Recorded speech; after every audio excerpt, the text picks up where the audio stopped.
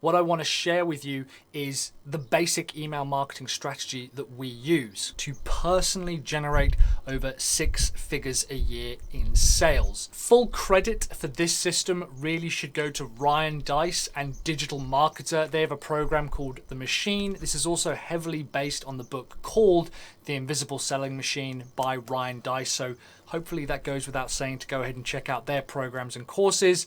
But I'm going to show you what I do, how I've built it, and how it affects our sales campaigns. If you want to use this method for your own business, you can absolutely do that, but I would also highly recommend learning this and implementing it in customers' businesses as well, because it's an extremely profitable method for generating sales, both from new leads and from current customers. To start off with, the tools that I use are just ActiveCampaign. You do not need a super expensive or flashy automation system.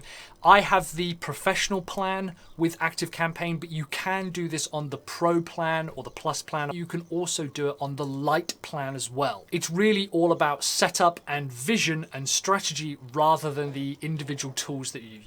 So we have our email marketing broken up into 4 buckets. Bucket number 1 are people who are new to our list. They are new leads and subscribers. We call them indoctrinated or indoctrination because they are being indoctrinated and welcomed to the email list and to the business. The majority of the content they'll get will be free content, bonus content, and goodwill stuff. Bucket number 2 is called segmentation because we're constantly sending them regular emails and measuring what they are interested in and what they're putting their hand up to receive more content about. This is essentially our newsletter list. It's basically made up of people who have come from the indoctrination and they come into the segmentation stage. Bucket number 3 is our qualified leads and customers. This is our engaged list. So these are subscribers who have opted in or put their hand up to receive more about a particular topic or subject. Their bucket is called engaged because they are engaged with a topic and we are engaged in selling to them. And finally, bucket number 4 is the ascend bucket. These are people who have previously just bought. So they've just bought a product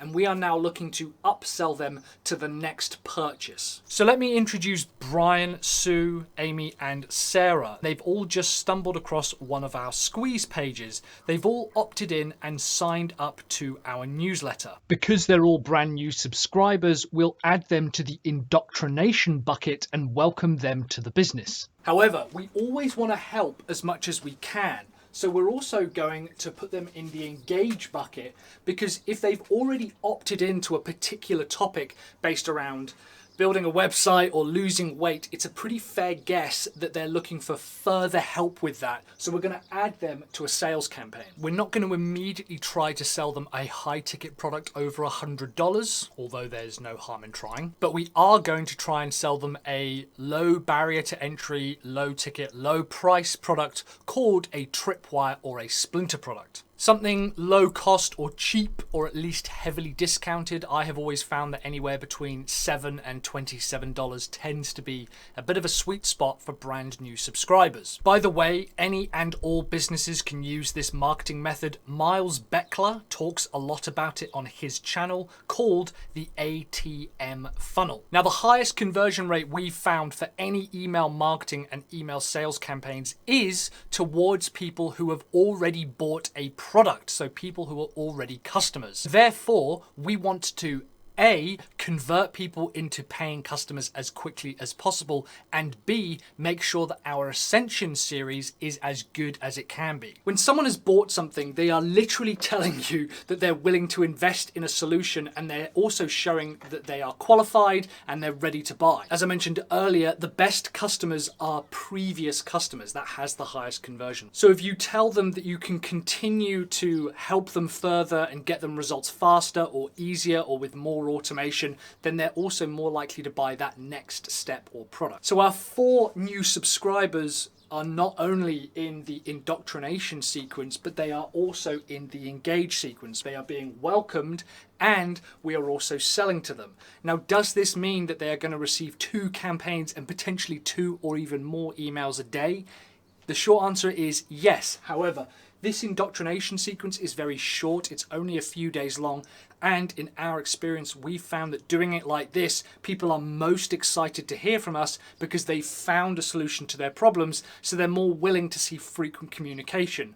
Plus, we've also seen our unsubscribes actually go down because of using this system behind me. Each of our product has 2 sales campaigns. One of them is for people who have already bought a product and are therefore in bucket 4, and one of them is for people who haven't bought yet, but they've held their hand up and signified that they might be interested in buying a product. Depending on the price of the product, the number of emails we send and the length of the campaign might change. For a lower ticket product, we might only send 3 to 5 sales emails. For a higher ticket product, we might send up to 15 emails over a couple of weeks. Typically, as the price goes up, so does the number and the volume of the emails that we send to a particular lead or prospect. Let's say in our example, 2 of the 4 subscribers, Brian and Sue, actually did make a purchase based on the sales campaign from their original opt-in. We want to make sure that we can try and help them as much as possible because they've demonstrated that they're taking action and they're willing to make a change today. So we are going to move them into the Ascension bucket. This means that the other 2 subscribers, Amy and Sarah, they didn't buy anything. So we now move them out of the engagement bucket into the segmentation bucket like this. We'll now send Brian and Sue another sales sequence for another product, probably a higher ticket product or maybe even a recurring revenue product. We'll basically send them sales emails through all the products in our ecosystem if they keep buying. For every purchase they make, they'll stay in the Ascension bucket ready to be sold the next product. Meanwhile, Amy and Sarah are going to stay in the segmentation bucket and will be sent daily emails with content, free training, goodwill stuff that builds rapport and relationships, but they'll stay in the segmentation bucket until they opt in to a new lead magnet. We won't send them any more sales emails until they put their hand up and opt in for a new lead magnet for a new product, or maybe even in a year's time or a few months' time, the same lead magnet for the same product or a different lead magnet for the same initial purchase or product. After a period of time, they'll have gone through their indoctrination sequence, so we can take them out of the indoctrination bucket, and if they haven't already been moved into the segmentation bucket, or if they're not already in a different bucket like the Engage or the Ascension bucket, they'll be moved into the segmentation bucket. Every month we send lead magnets to our current newsletter subscribers or people in the segmentation bucket, also known as bucket number 2. We'll use 3 to 5 emails to promote that lead magnet or free training or webinar or resource or whatever it is to everyone in the segmentation bucket. It's kind of like advertising a lead magnet but to your own list using email marketing. Because we'll have a specific topic for the lead magnet, it will be a topic heavily related and structured around the core offer that we want to sell to them later on. For example, if we've got a product around copywriting, the lead magnet might be something to do with how to create a perfect headline. This gives a fraction of the content away, but it also means that anyone who opts in to a piece of free training around headlines is likely to want to receive more content or paid training around how to do that further, better, and faster using copywriting. Anyone who opts in again for one of these lead magnets will then be added to the Engage bucket. They'll be moved out of the segmentation bucket, bucket number 2, and into bucket number 3, the engagement bucket, and they will just be sent engagement emails, which we also call sales emails. If we come back to our example, Brian and Sue bought something, so they're now in the Ascension series. We'll send them a sales campaign for the next product, and let's say in this example, they go through all of the emails. Brian does buy, but Sue doesn't. Brian will stay in the Ascension bucket, but move up and be sold the next product in the ecosystem,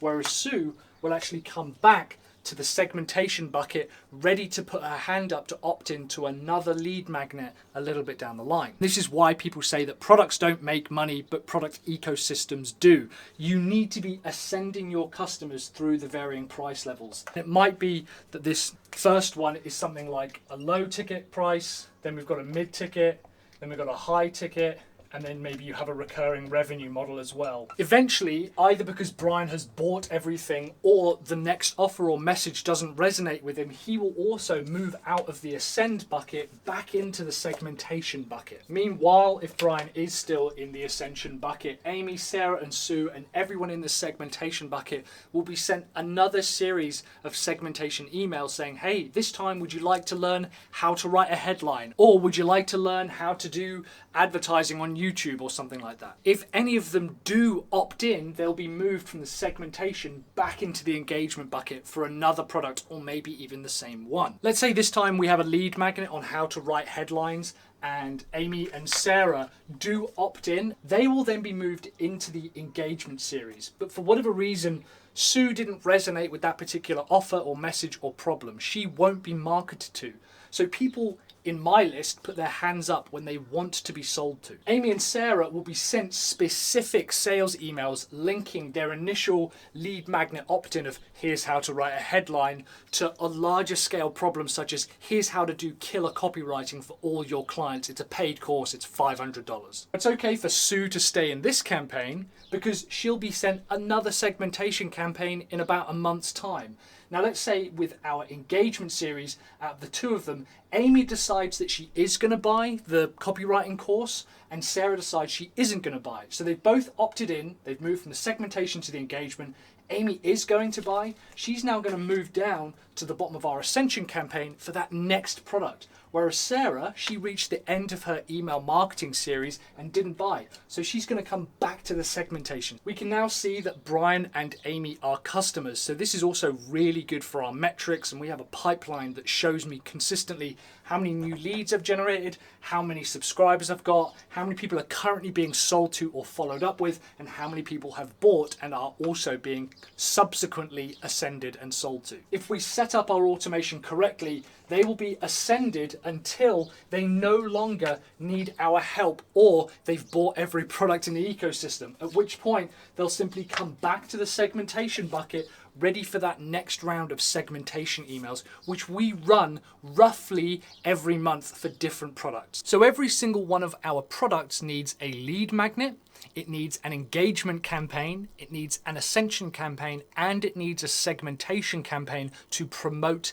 that initial lead magnet. What that means is that we can focus on engagement campaigns because we know anyone who puts their hand up and opts in will either be engaged with or ascended with later on. Now that all of our products and services at Sell Your Service have engagement and segmentation campaigns, or at least most of them do, it means that we have a baseline of sales that are working on automation, and we can start making tweaks and testing different methods and strategies. There is a ton more that I want to share with you and 10xing different areas. There's also a ton of different marketing hacks that we can put across this funnel. I'd love to see in the comments if you're already using a system like this, either for your customers or your own products and services. Let me know down in the comments below.